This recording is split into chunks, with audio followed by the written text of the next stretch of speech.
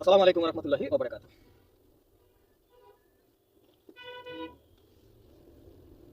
Dhaka metro private পেশাদার house driver NS Nasir চলে আসলাম এই কনকনে শীতের একটি আবহাওয়া নিয়ে আপনাদের মাঝে। এই আবহাওয়ার মাঝে মানুষজন একটু নিরাপত্তা পালন করতেছে।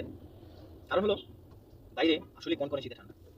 যাই হোক, যেহেতু ব্যস্ত জীবন, ব্যস্ত ঢাকা রাজধানী, কর্মব্যস্ততায় মানুষজন বের হবে, এটাই স্বাভাবিক। যার প্রয়োজন সে বের হচ্ছে, আর যার প্রয়োজন নেই সে বাসায় বসে আছে। বর্তমানে এখন আমি আছি 28 নম্বর রোডে। তো এখানে একটি চার রাস্তার মোড় আছে। এই চার রাস্তার মোড়ে যে আমি একটু ওয়েট করতেছি, দেখি জ্যামটা কখন ছাড়ে এবং কখন এখান থেকে যেতে পারি। আসলে ট্রাফিক আইন, ট্রাফিক সাইন, এটা মেনে গাড়ি চালাতে হবে এবং অযথা হরেন মারা থেকে বিরত থাকতে হবে। কারণ অতিরিক্ত হরেনে শব্দ দূষণ হয়, আর শব্দ দূষণ হলে কানে মানুষ কম শোনে। প্রথম যখন একবার হরেন, যদি মনে করেন যে আপনার হরেন মারা প্রয়োজন, তখন একবার মারতে পারেন।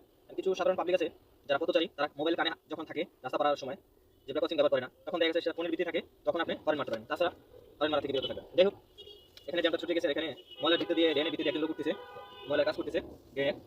এবং ডাইন সাইডে দেখতেই পাচ্ছেন অলরেডি একটা জ্যাম পড়ে গেছে। বাম সাইডে সিটি কর্পোরেশনের ময়লার গাড়ি, আর এখানে একটি পেঁয়াজ রসুনের দোকান। বাম সাইডেও দিয়ে একটা গাড়ি পার্কিং করা, ডাইন সাইডে পার্কিং করা।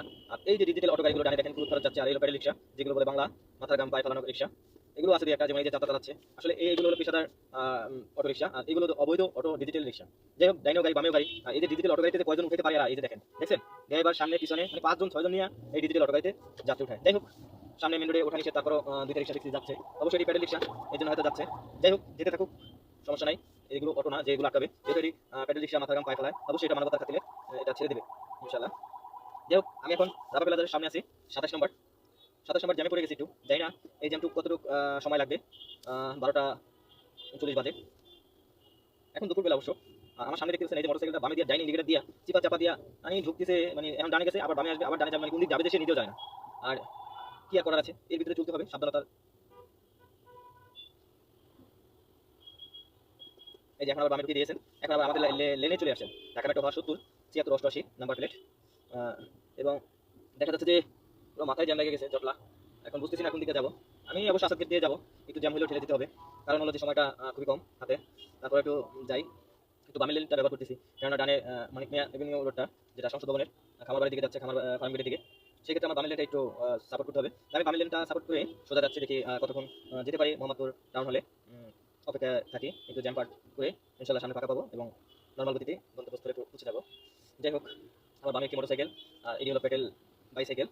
তো দেখি ভাইটা মানে রাস্তা পার হবে, একটু সাইড দিয়ে ভাইটা পার হোক। যে ভাইটা গেল, এখন আমি আগাচ্ছি। সামনে একটি ছোট্ট পিক আপ। রেগে গেলেন তো হেরে গেলেন।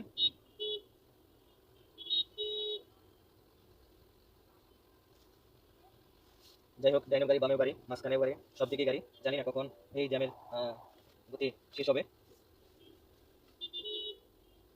এবং ডাইনে দেখা যাচ্ছে যে ডিভাইডারগুলো দেওয়া, এগুলোর সাথে গ্লাস ফিট করা মনিটরের মতন অনেকগুলো পোস্টার লাগানো। এক এক সময় এক এক পোস্টার থাকে।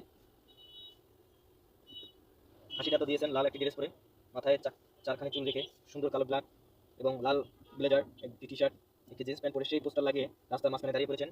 এবং সামনে মেকআপ ম্যান, মেকআপ ম্যান আছে। যাই হোক, এখন তো একটা জটলার ভিতরে পড়ে গেলাম, এই জটলা যে কখন শেষ হবে বুঝতেছি না। যাই হোক, এই জটলার জন্য একটু অপেক্ষা করতে হবে। এটা একটি দুর্ভোগ এই জ্যাম, বুঝতেছি না এদিকে যাবো কিনা।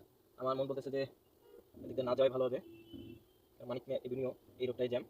তারপরে যাই, একটু সময় নিয়ে যাই, যেহেতু একটা জ্যামে করেছি, জ্যাম সার্ভে, যেহেতু এটা মেইন রোড, এটা সার্ভে ইনশাল্লাহ। হালকা হালকা করে আগাচ্ছে।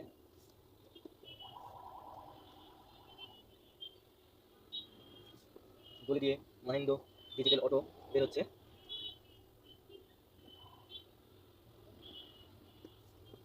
বামে মোটরসাইকেল, ডাইনি লেগুনা, সোজা মোটরসাইকেল সিএনজি এলিয়ন গাড়ি। ডাইনি ইন্ডিকেটার দিয়েছেন, উনি ডানে যাবেন, তো ওনাকে আগে যাওয়ার জন্য দিলাম, আমি বামে ইন্ডিকেটার দিয়ে বামে চলে গেলাম।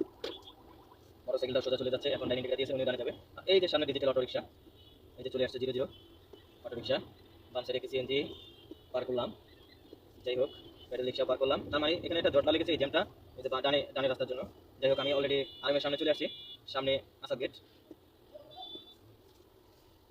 যেহেতু বামে যাবো, সেই জন্য বামের লেনটা ব্যবহার করতেছি।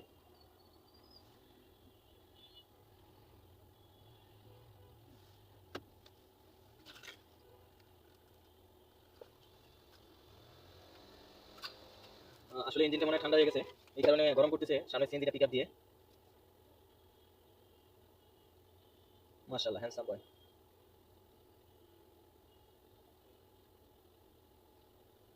এখানে একটু জ্যামের জটলা।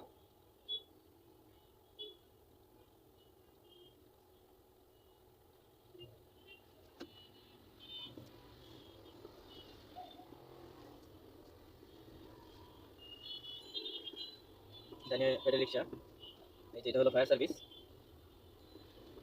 যেহেতু প্যাডেল রিক্সার সাথে যেতে হবে, কেননা এরা ডানে আবার গাড়িটা মানে অতিরিক্ত তাড়াতাড়, সেই জন্য সে চাপ দিয়ে আমাকে চলে গেল এই যে নিশান গাড়িটা। এখানেও প্যাডেল রিক্সা। অযথা হরেন মারা থেকে বিরত থাকুন, অতিরিক্ত হরেন মারবেন না।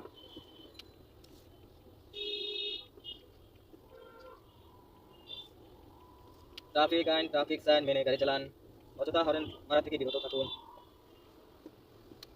কি হচ্ছে এখানে? এখানে কিছুই হয়নি, এখানে এখন জ্যামের জটলা শেষ। আমি চলে আসছি, যেন আপনাকে রাস্তা পাঠান। এবার আমার তোলা, আমি যাচ্ছি, সামনে চলে আসছি। রাস্তার বাম সাইডে কিছু গাড়ি, এটা হলো আসাদ গেটের রোড, টাউন হলে যাওয়ার।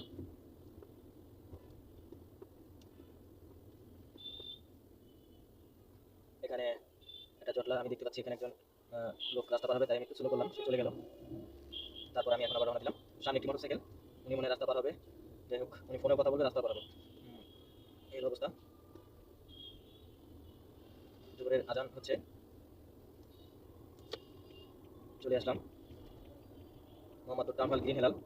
এই যে গ্রিন হেলাল চলে আসছি, মোটরসাইকেল ঢুকাই দিল।